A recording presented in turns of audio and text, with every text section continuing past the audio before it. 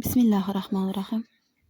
Men o'zim haqimda gapirsam, men yoshim 30da, oilali, ikkita farzandni onasiman.